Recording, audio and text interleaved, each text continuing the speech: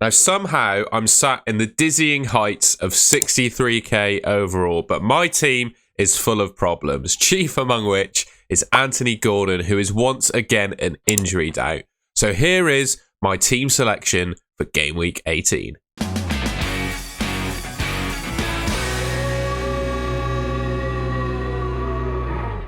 So we're going to start off then by looking at my goalkeeper and defenders. And I've got to be honest, I think this is the most likely area that I'm going to make a transfer. Martinez in goal, very, very happy to start him. I actually think he's a little bit of a differential at the moment. And Villa have the top clean sheet odds of any team in the Premier League for Game Week 18.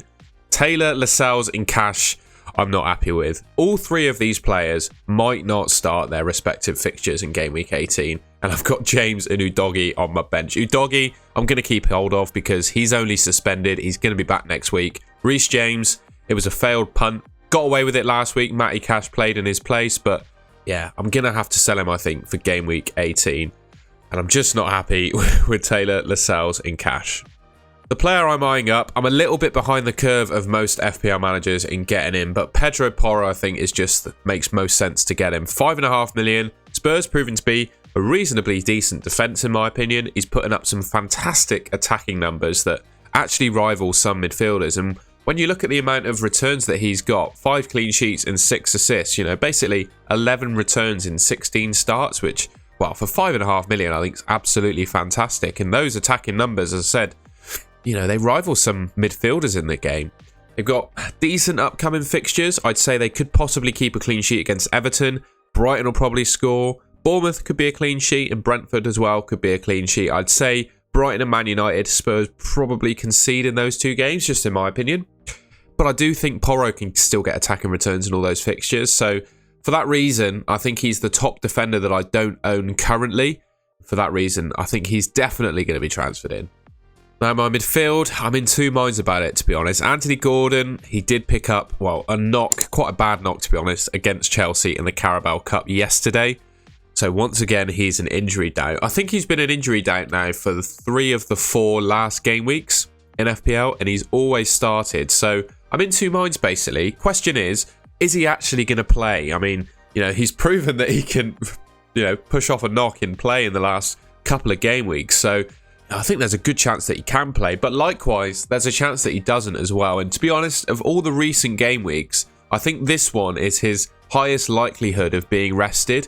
I wouldn't say this to disrespect Luton, but if there was any fixture to kind of rest a player, it could well be against Luton, right? So, if Eddie Howe didn't want to risk it for the festive period of fixtures, there's a high concentration of games over the next few weeks. It could be this week that Gordon, gets a benching. I'll just talk about the rest of my midfield quickly. Palmer, Saka, Bowen and Salah. I'm just so happy with those 4. I think, keeping these 4 for as long as I have kind of been one of the main reasons I've been in such a high rank. I've just kept faith, in the likes of Jarrod Bowen. When others sold him because he was injured, that's really paid off for me. And likewise, Anthony Gordon as well. People would have sold him in previous game weeks thinking he was injured, and I just kept hold of him. And this week feels like another similar scenario to that, where, my season, I've been rewarded by keeping faith in players that are doubtful. And I feel like that could happen again this week. On the other side, of course, there are plenty of good midfield options I could replace him with, and these are the couple I'm considering. First up, we got Richarlison. Now, he looks to be, in my opinion, playing really well for Spurs at the moment. He's looking confident and is scoring goals and, of course, starting regularly for Spurs. I don't think you need to think about it too much, in my opinion. A guy that's scoring goals, playing number 9 for Tottenham, who are one of the best attacking, teams in the league. He's in the wrong position as a midfielder in FPL at 6.6 million. I don't think you need to overthink it as a good, he's a good FPL option. However, is he the best transfer in for my team? I think that's one thing we'll have to discuss in a second. But looking at the upcoming fixtures, I'd say they're really decent for goals. Like Spurs, I could see them scoring in each of those 5 fixtures. And, if Richarlison is playing at the number 9, he's obviously going to get some chances, right? And when you look at his underlying numbers, 0.61 expected returns per 90. That's really good. And 4 goals and 3 assists from 9 starts.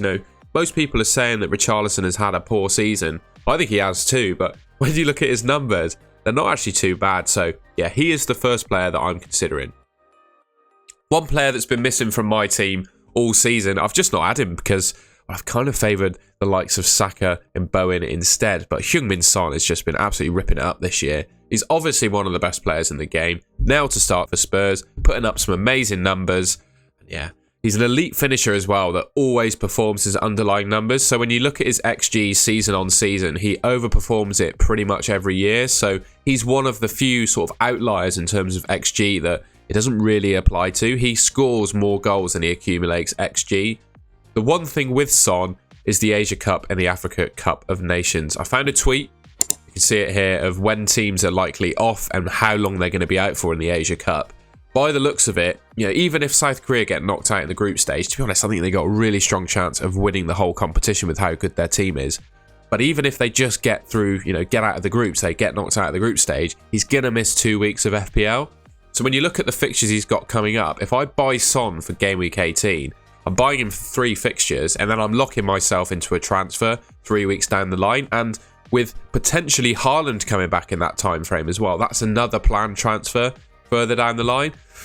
So yes, he's probably, you know, in terms of points over the next 3 weeks, he's probably the most points bearing transfer. But I think I need to decide, and I don't feel too comfortable about it, you know, whether I want to plan in future transfers. And that's kind of the downside that comes with bringing Son in. But, you know, transfers aside, he is the best transfer in terms of points over the next 3 weeks. On to the forward line then, and it's Watkins and Solanke up front. I don't really need to talk too much about these couple of players. Solanke is just absolutely smashing it in recent fixtures. Still to find out what happens with his points against Luton, but you know that doesn't really impact me starting him in game week 18. I actually think he might have a double game week coming up as well, so he might be sticking around in my team for a longer while yet. But yeah, Nottingham Forest just changing manager. I mean, new manager bounce. I don't think that's going to be particularly strong for Forest with how well I think the players grouped around Steve Cooper. Even towards the end, I just see Forest kind of falling apart and Bournemouth doing really well in that game. And then Ollie Watkins, I personally think he's the best captain, and Draft Hound do too. When you look at the top 5 players for expected points in game week 18, it's Watkins, Son, Salah, Trippier and Diaby, and Watkins is nearly a whole point higher than any other player. Now, he's obviously the Aston Villa talisman in terms of goal scoring. The only downside to Watkins is that he doesn't take penalties. I personally, when I captain a player in FPL, I don't think I've made a captain in FPL for a good couple of seasons that wasn't the penalty taker for their team. That's just kind of the way I go. So I do feel a little bit uncomfortable about that. But yeah, when you look at the quality of fixtures that other teams have, obviously Son, Everton at home, that's now a really tough fixture with the kind of form that Everton are in. But Sheffield United, terrible away. They had a terrible away record, even back when they were playing in the Championship. And Villa, well, we all know how good they are at home, right? Back-to-back wins and clean sheets against Man City and Arsenal. It's a plum fixture, and for that reason, I think he's the best captain. So here's my team then, and I'm only going to make one transfer, I think. I'm going to go Reece James to Pedro Porro, and I'm going to trust in the FPL gods that Anthony Gordon starts in game week 18. That trust has paid off for me in, I think, 3 or 4 previous game weeks now, where I've started with a player who's an injury doubt rather than spending a transfer. So I'm hoping that's going to pay off once again. Watkins is my captain. Based on all the logic we talked about before, I think it makes total sense to go for him. Charlie Taylor is a nice bench option as well. He's got Fulham away as his fixture. To be honest, I don't even need to make a transfer this week, I don't think. I could start Charlie Taylor and roll, but that's a bit extreme. I reckon Pedro Porro is a great transfer in, and that's how my team's looking. 9.1 million in the bank at the moment.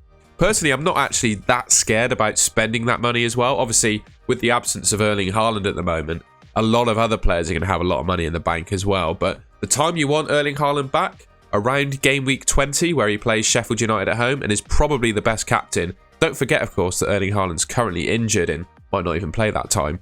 But Salah and Son are off to their respective international tournaments in game week 21.